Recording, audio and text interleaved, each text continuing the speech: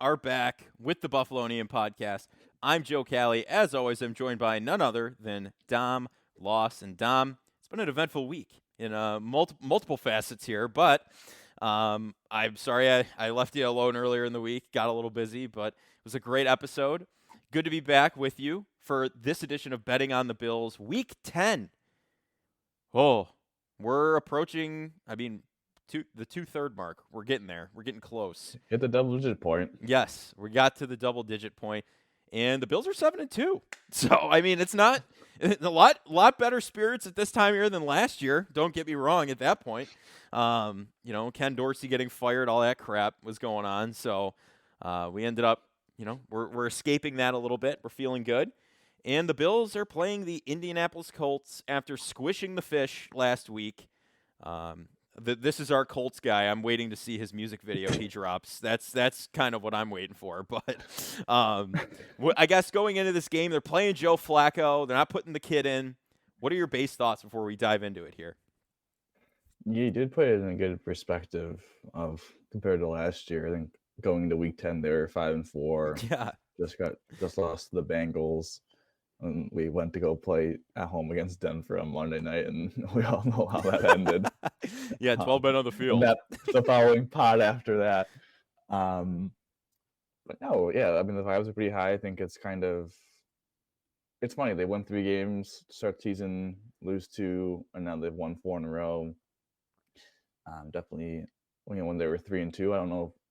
We knew the schedule softened up in the middle part, but yeah. I don't know if we could have envisioned that they were going to go on this type of run, especially kind of with the injuries they have sustained, especially on the perimeter now. With I don't know if you saw, but Keon's officially out for Sunday, and then Reggie Gilliam and Cooper are limited, so there's a chance that those two get.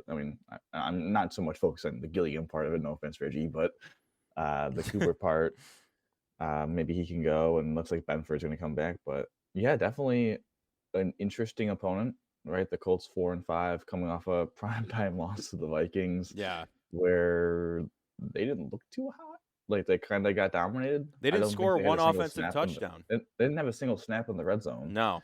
And their only touchdown was a defensive touchdown. So yeah.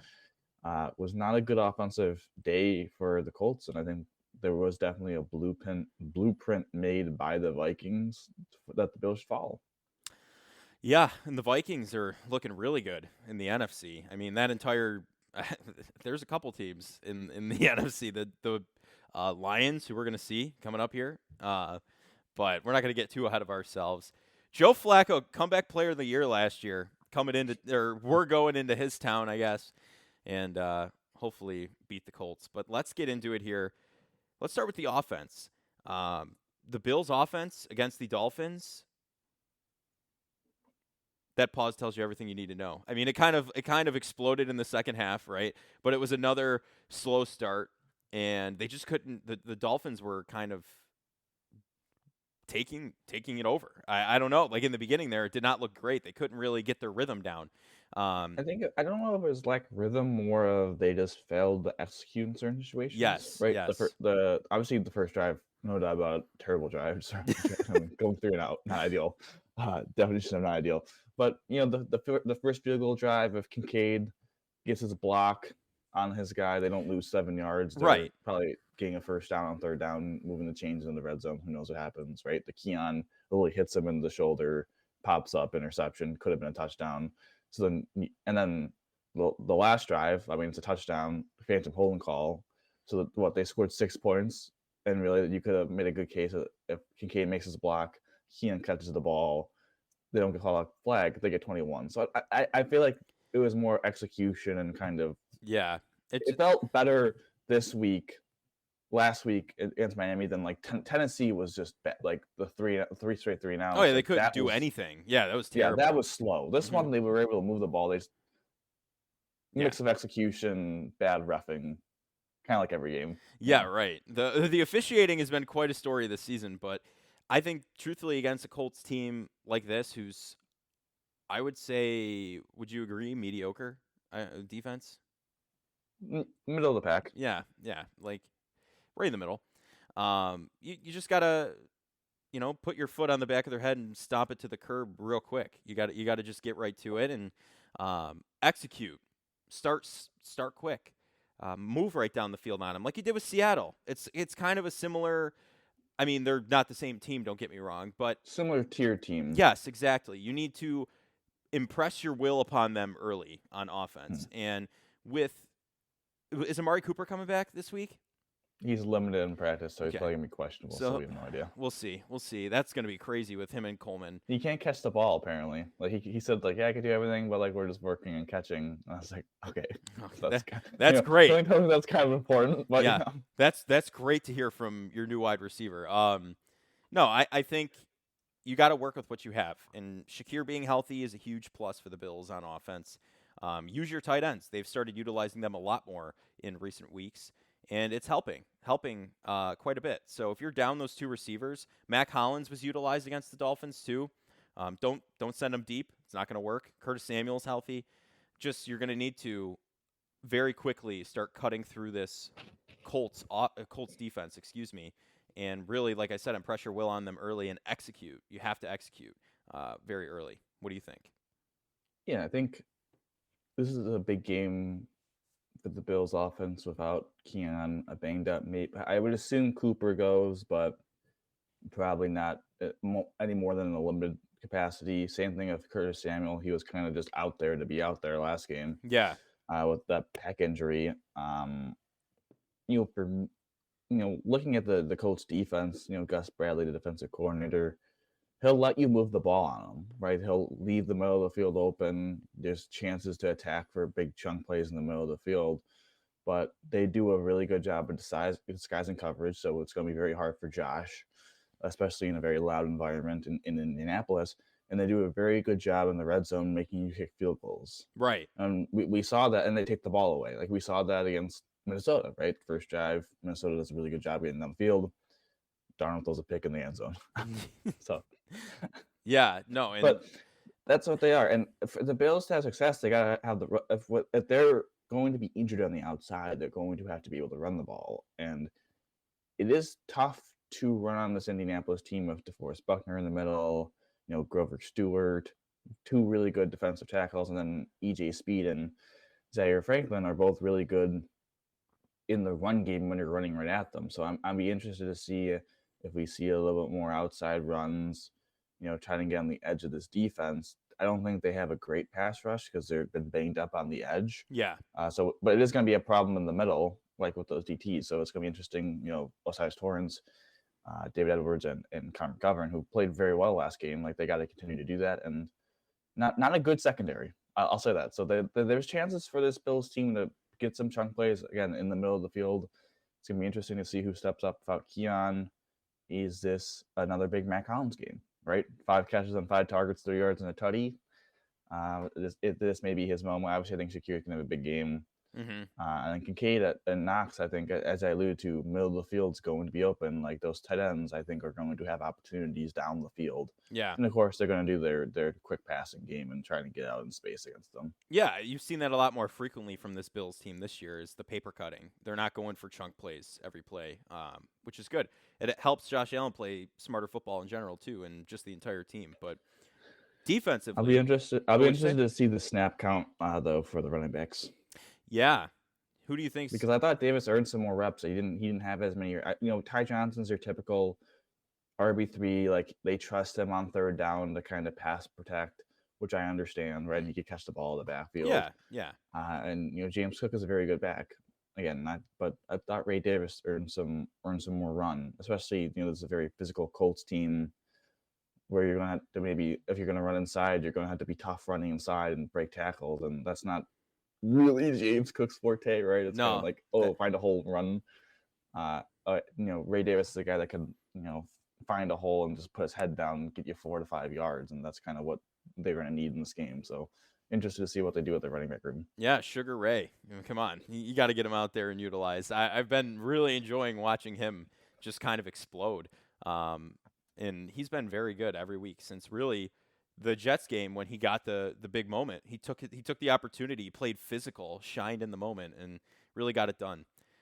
Defensively, it's been interesting. Von Miller's back from suspension. Looked a little rusty last week. You have Epinesa, Greg Russo, those guys have been eating, Russo especially. I think you're going to have a pretty solid time, stopping this Colts offense. It's nothing special, like we said. They didn't score one offensive touchdown last week against the Vikings. Again, I think it's going to be pressure. You're going to have to get on Joe Flacco. Listen, for as old as he is, he's got the arm. He's going to be able to cut you up. Is Terrell Bernard playing or is he injured? Terrell Bernard will be playing. So that is good. Sorry, election coverage all week. I'm like way out of the sports landscape, but we're getting back into it. Good. Terrell Bernard's going to be big, in the secondary there as the linebacker. I think it's going to come down to him making a couple big plays. I think he really will, because Joe Flacco, credit where credit is due, he's all right, and I think it's just going to be getting pressure on him and having your secondary be there. They've been all right, but Damar Hamlin's not a ball-hawking safety by any means, so got to have someone else step up for that. And who's the big guy who makes splash plays? Terrell Bernard. So I think he'll be good. Well, I think it comes down to, you allude to it, Joe Flacco's a statue, right? He's not going to be a guy that runs, No. Unless it's for 1 yard, like on a scramble. So it's important for the Bills to get pressure on Flacco, make him uncomfortable, because Flacco is a gunslinger. He'll rip as it. you allude to, Flacco will rip balls in very tight windows, Mm-hmm. and sometimes it doesn't work out. And there's some zing on that ball still, so you got to be able to catch that ball when it comes to you. But yeah, I think there's there's plays to be made for this Bills secondary to impact the game of interceptions, because Flacco does like to live a little bit dangerously. I mean, he's like 40 years old. He's just playing ball for the fun of it. Yeah, seriously. So he's like, I'm lucky I still have a job. Let's just wing it out here. That's essentially what he's doing. But yeah, I mean, but again, and so I think there's going to be opportunities for this back seven to get turnovers. But again, you could say this about every game going in. Yeah. Oh, the D-line has to dominate and control line of scrimmage, but especially against Indianapolis, like we saw that for Minnesota, where their defensive tackles and their defensive line really shut down Jonathan Taylor in the running game. Like he had a couple good runs in the beginning, and then they had that weird fumble exchange, and then he did nothing. As you would know from a Jonathan Taylor fantasy owner, right? Didn't really do much the rest of the game. That really hurt the Colts offense, because they became one-dimensional, and they just don't have the weapons, right? Especially with Michael Pittman missing practice yesterday, so we don't know if he's going to go. Ryan Kelly, their Pro Bowl center, went on IR this week, so he's missing the game. So you're going to have a rookie center in. I think this is the game where it's like, okay, like let's make it. Let's wrap up the pressure a little bit. Bobby Babich has been, if you want another example for how McDermott isn't a control freak, Coach's defense is really different from McDermott. Calls plays, I should say. Yes, he does. Because if you saw last year, on the graph, like McDermott blitzed a lot and they got a lot of pressure. This year, they haven't really got that much pressure and they haven't blitzed a lot. So I'm intrigued to see, do they blitz a little bit more to get that pressure up, right? Because you have guys, Terran's a good blitzer, Bernard's a good blitzer. I think Dorian Williams is a good blitzer. Like, you have guys in like that second level that are good at blitzing. When Milano comes back, Milano's always historically been a very good blitzer as well. Like, I do wonder if we see moving forward, because the Bills have very much struggled to get pressure from the middle. Like, Ed, I think this could be a big Ed Oliver game. I didn't think he was as bad as the stats would suggest against Miami. I think they just got the ball out so quick, but Daquan's been terrible. And that's why I don't know if we want to talk about it now, but I do find it interesting that no trades at the deadline. Sebastian Day, I understood why they didn't do that, because if they trade for him, they would have had to trade a pick for him, and then the comp pick that they might be getting from Leonard Floyd would get X'd out. So basically, it was a bit two picks. So I understood why they didn't want to do that one. But you get Quentin Jefferson. I was going to say Quentin Johnson, the wide receiver from the Chargers. Quentin Jefferson comes back. Jordan Phillips comes back. I don't know, man. Like, Jordan Phillips looked so bad in Dallas, especially against the run. He really did. But it's something to be said for when he puts on that Bills uniform. So I have no idea. Yeah, you never know. I mean, the system he might cater really well to the system. Who knows? That's just what you get with players sometimes. They go somewhere else, they don't play as well, they come back, and there you go. I mean, he's all about, it's nice to be wanted back in the building and all this stuff, but you got to prove your worth. You got to prove that. I'll say this for him. Well, I don't think he can help their running game. He still has some juice rushing the passer. Right, yeah, pass so rush. I wonder if that's where we're going to see him. Quentin Jefferson, again, they're both kind of 3 techniques, though. But, yeah, I mean, I still think Quentin Jefferson, he had a good year, I think, last year with the Jets. Yeah. I got released in the Browns. I still think he's somewhat productive as well. So, I'll wait till see. They are at 52 spots now because they cut that Zion Logue. So I'm very interested to see who is going to be the 53rd spot. Who is the 53rd spot? Yeah. Is it Micah Hyde? Listen, that's the rumor this week. The Bills are going after Micah Hyde, trying to get him back. And listen, safety really hasn't been a problem. The only time it was a problem was when Cole Bishop messed up that Nico Collins touchdown. Yes, that was really it. And then Nico Collins. That's really only been like the one mark. Yeah, he ripped his hammy on that. That was it. That was. Or when. Okay. Yeah, thanks for reminding me. Thanks for reminding me. As a fantasy manager, I'm sure you would understand. But no, I think Micah Hyde might be a possibility. I just worry about his age with those neck stingers that really just after that one neck injury, that was it. It kept happening. So I guess we'll have to wait and see who that 53rd man is going to be. Maybe we'll know by Tuesday. Who knows? It'll be interesting. But X factors. I already kind of alluded to this guy, Terrell Bernard, TB. I think he makes some big plays back there for the Bills defense. I could go an offensive X factor, but I think the defense is really going to shut down Joe Flacco and the Colts, like to how the Vikings did. And I think TB might have 1 or maybe 2 interceptions in there as the linebacker because he likes to make those splashes, against a bad team in a quarterback who likes to force stuff. So give it to me. Give me TB is my X factor. What do you got? I'll go Mac Hollins. Oh, the guy who can't catch a deep ball you're going with. That's crazy. It is great. It is crazy.